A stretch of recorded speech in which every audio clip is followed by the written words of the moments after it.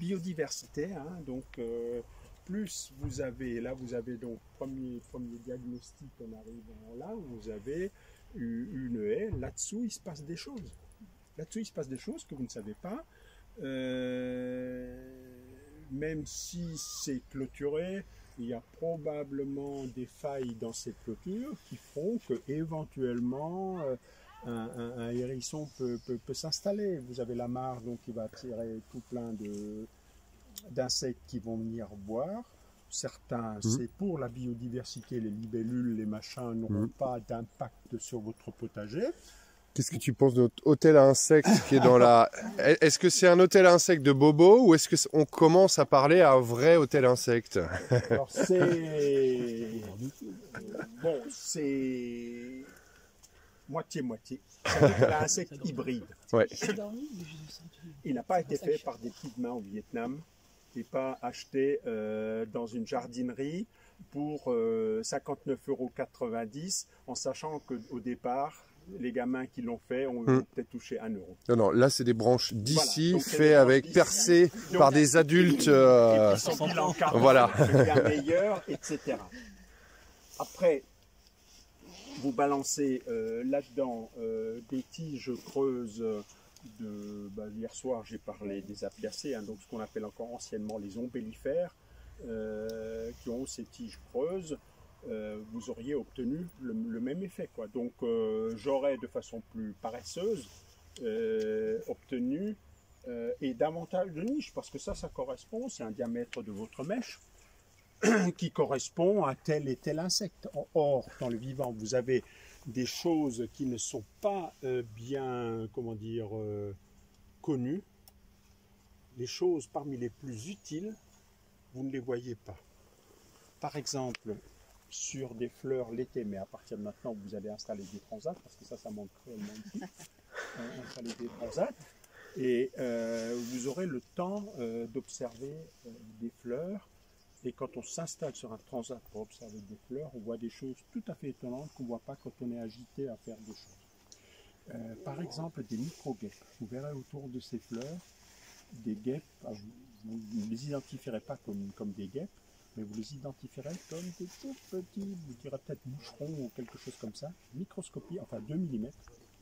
Et parmi ces micro-guêpes, vous en avez qui sont redoutablement efficaces au niveau de la lutte contre les pucerons que j'évoquais.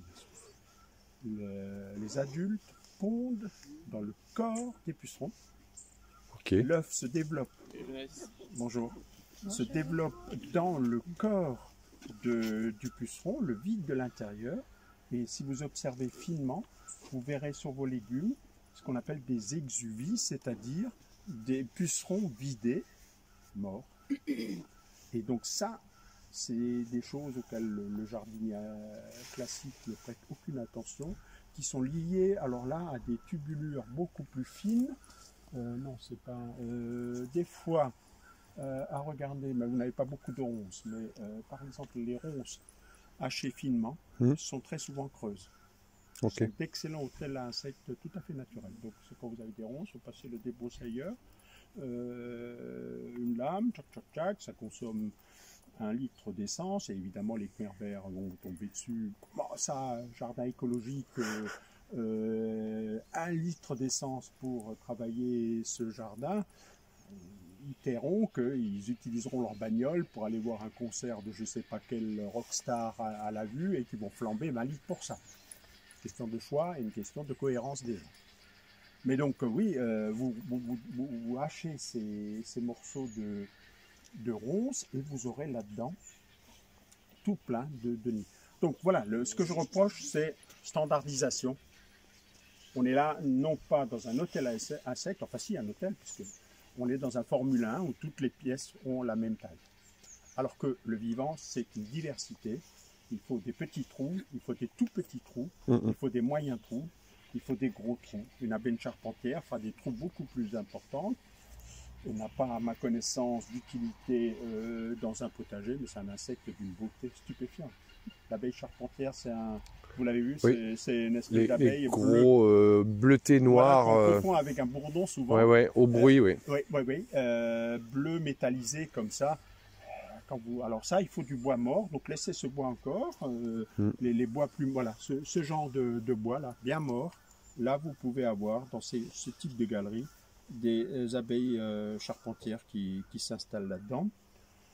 Ce qui au passage me permet de vous signaler que on a beaucoup, et je n'ai rien contre les apiculteurs, Stéphane le sait, mais je fais une vidéo un peu sévère contre la mode qui consiste à penser qu'il faut absolument une ruche dans un jardin.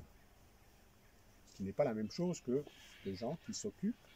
Je respecte les agriculteurs qui ont des chèvres, je respecte les agriculteurs qui ont des moutons, je respecte les agriculteurs qui ont des poules, et donc je respecte bien évidemment des apiculteurs qui élèvent des abeilles domestiques. Mais il faut savoir qu'une abeille domestique, c'est une espèce parmi 900 et quelques d'abeilles qui existent, et que quand des bobos écolos à la mormoie le reste, installent sans aucune considération des ruches parce que c'est en quelque sorte leur signature d'écolo bobo, eh bien, il faut savoir que si là vous mettez une ruche, le voisin met une ruche, l'autre met une ruche, tout le monde met une ruche, sans songer à créer la ressource alimentaire, eh ben, ça crée des problèmes pour ces abeilles sauvages, et donc on peut être contre-productif de la même façon que si on déboise le massif central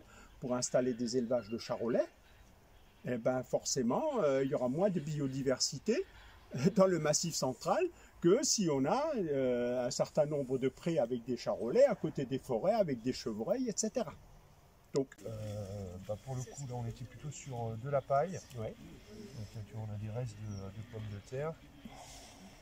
Si tu veux mettre en très gros plan, Lionel, ça c'est de la menthe, je pense. C'est la menthe? Ouais, on a beaucoup de menthe. Ah ok, oui. Donc rhizome, très bien. Sauvage ou vous avez planté? Ah non, sauvage, il y en a partout dans les terrains. C'est une invasive la menthe, même la cultiver. Ouais. Donc là, alors je vais déjà il y a du monde. Il y a du monde.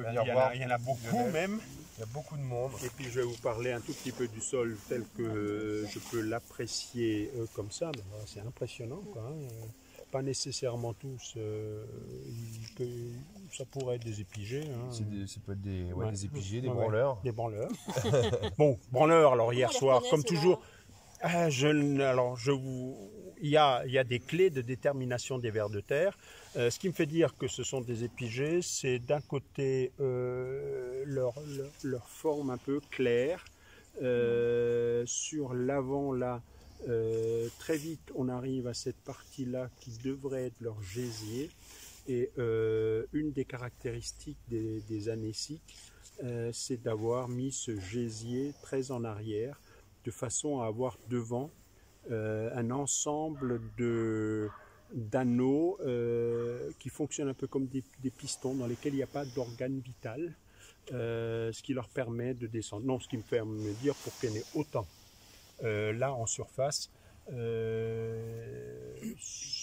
c'est probablement des épigées. Maintenant, il faut savoir que les petits anéciques, les bébés lombriques, donc par exemple le vrai lombric est un anécique, mais à l'état adulte, à l'état jeune, il est épigé. Donc il naît en surface, il se nourrit en surface, et il se muscle. Il n'y a que quand il est bien musclé et bien costaud qu'il va descendre. Donc ça pourrait être des bébés anéciques. Alors honnêtement, je n'ai pas de clé. Il en existe sur Internet, notamment l'université de Rennes a mis en ligne, il y a un site sur les vers de terre avec une sorte de clé de détermination. C'est pas... Hier soir, j'ai un tout petit peu, insisté là-dessus par rapport à ce commerce de verre, lombricompostage, etc., qui sont, eux, alors, les lombricomposteurs, les Esénia, etc., qui sont un peu striés en pyjama comme ça, sont typiquement des épigées. Donc les gens s'émerveillent, alors qu'en fait, ils ont une cohorte de branleurs. Alors ils ne sont pas nuisibles, hein. Je n'ai pas dit hier soir que c'était nuisible. Ils bouffent, quand il y a beaucoup à bouffer, à la limite, ils partagent avec des anéciques. Bon, il n'y a rien de catastrophique du tout, hein. Simplement, savoir qu'il n'y a pas une galerie. Il faudra regarder un peu plus tard si on trouve des turicules, quoi, qui seraient la vraie signature des anéciques. Si, là, il y en a, par exemple. Donc, il y a des anéciques. Voilà, là. Donc, il y en a. Hein. Et c'est ça qui est important. C'est pas qu'il y ait quelques branleurs. Si vous avez suffisamment à manger, hein, vous faites une fête, vous avez à manger pour 30. Il y a 5 branleurs qui se ramènent et qui mangent avec vous, c'est les 25 potes que vous avez autour de vous qui vous intéressent, quoi, hein. Si vous en avez pour 30, bah, tant pis, vous laissez quelques miettes aux branleurs.